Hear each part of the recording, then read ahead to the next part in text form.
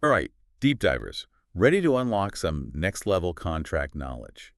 Today's deep dive is taking us into the world of waivers. Those moments when you essentially say, you know that thing you were counting on? Don't sweat it. Exactly. It's like giving someone a free pass, but with legal consequences. And trust me, these things pop up more often than you might think, from business deals to everyday Okay, agreements. so let's start with the basics. What exactly is a waiver in a way that even I can understand? Imagine you're at a concert front row about to see your favorite band. Then, out of the blue, you tell the person behind you, hey, you take my spot, I'm good. You've essentially waived your right to that prime viewing location. Ouch. That's a painful visual, especially for a music lover like me.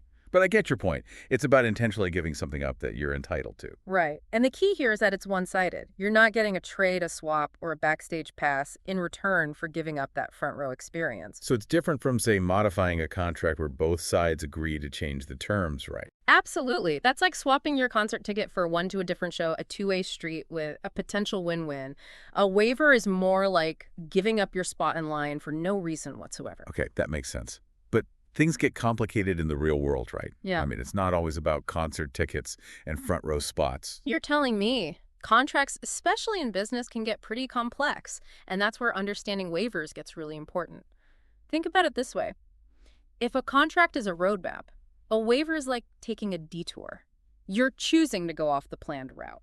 And hopefully that detour doesn't lead you straight into a ditch. Exactly. That's why we're here. We need to know what we're getting into before we start signing those waivers left and right. So how does this all work legally? Is there like a waiver handbook judges use? Well, there's no handbook, but there are laws that govern waivers, and one of the big ones is the Uniform Commercial Code, or UCC. Specifically, Section 1306 deals with waivers related to what we call a breach of contract. Okay, hold on. Legal jargon alert. For those of us who don't speak fluent legalese, break that down a bit. Sure thing. A breach is essentially when someone breaks a promise they made in a contract. It's like if you hired a contractor to remodel your kitchen by a certain date and they just never finished, that's a breach. Ugh, my worst nightmare.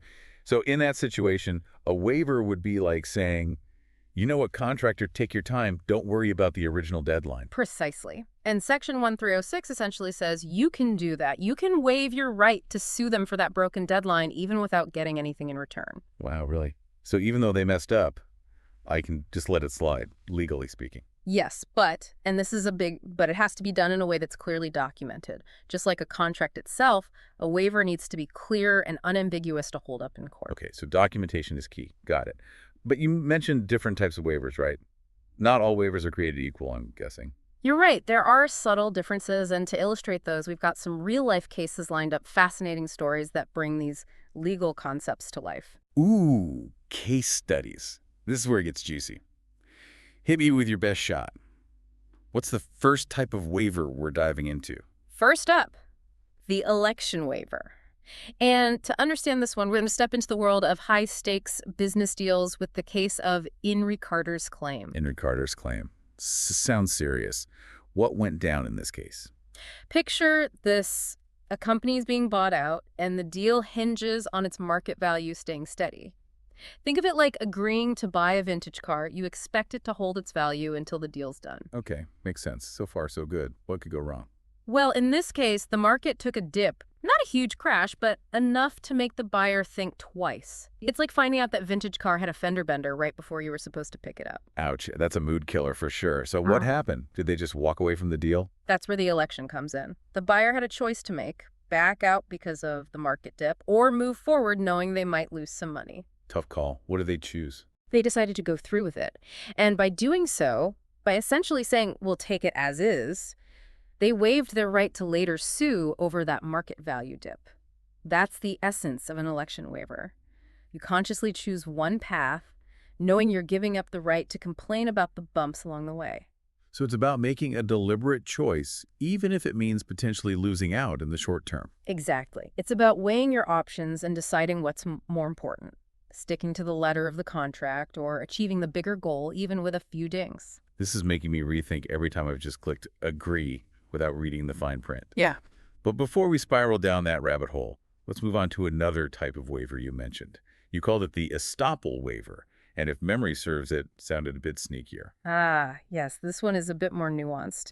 Imagine you're about to buy that vintage car. And the seller, knowing your love for a specific model, shows you pictures and says, it's this exact model, same year, everything. Oh no, I can already sense the heartbreak coming. Right. And then you buy the car only to find out it's a slightly different model year, not quite as valuable. That's a classic case where an estoppel waiver might apply. So it's about being misled into an agreement, like the seller painted a rosy picture that wasn't entirely true. Exactly. If you can prove you relied on their misrepresentation to your detriment, meaning you suffered a loss because of it, you might have a case. So it's not about explicitly agreeing to waive a right, but rather being tricked into it by someone else's actions. You got it. And now for a change of pace, let's talk about a situation where a waiver occurs even without explicit agreement or any trickery.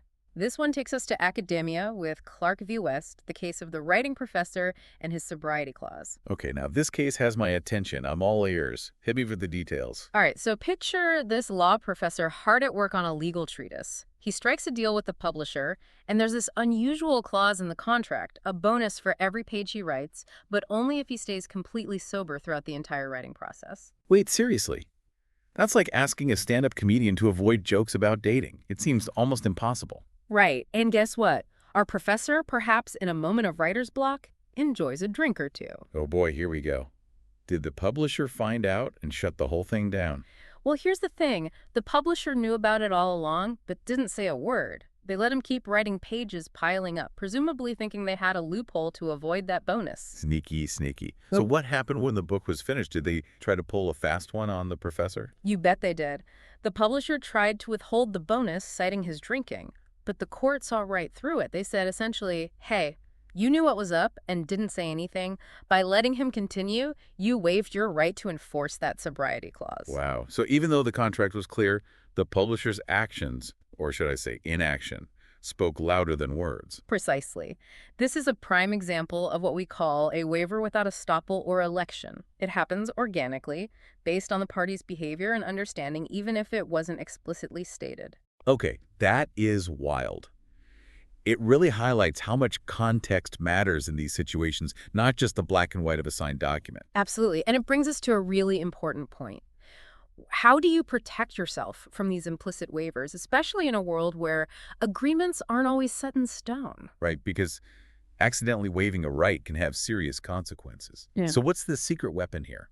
Enter the anti-waiver clause. Think of it as a safety net, a way to make sure everyone's on the same page.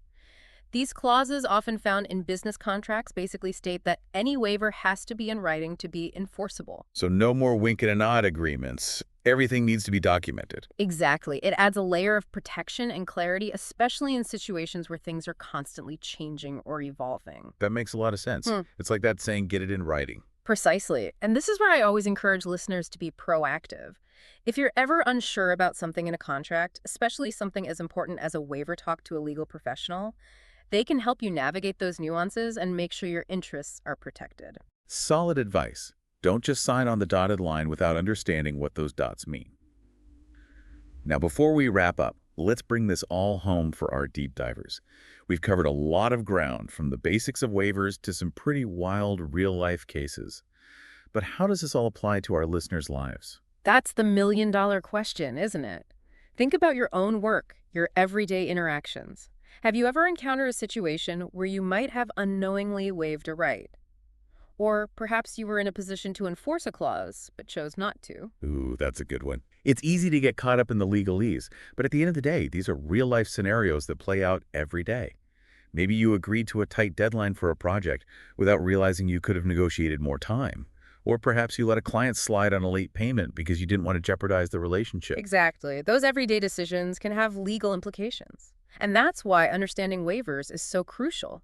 It's about equipping yourself with the knowledge to make informed choices, whether you're signing a contract, negotiating a deal, or simply navigating a tricky situation. It's like having that extra bit of legal awareness in your back pocket, ready to whip out when you need it. Precisely. And remember, this deep dive is just the beginning.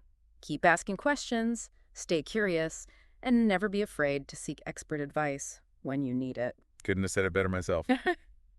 So as we wrap up this deep dive into the fascinating world of waivers, remember, knowledge is power. We hope you found this episode insightful, empowering, and maybe even a little bit entertaining. Until next time, keep exploring, keep asking questions, and as always, happy diving.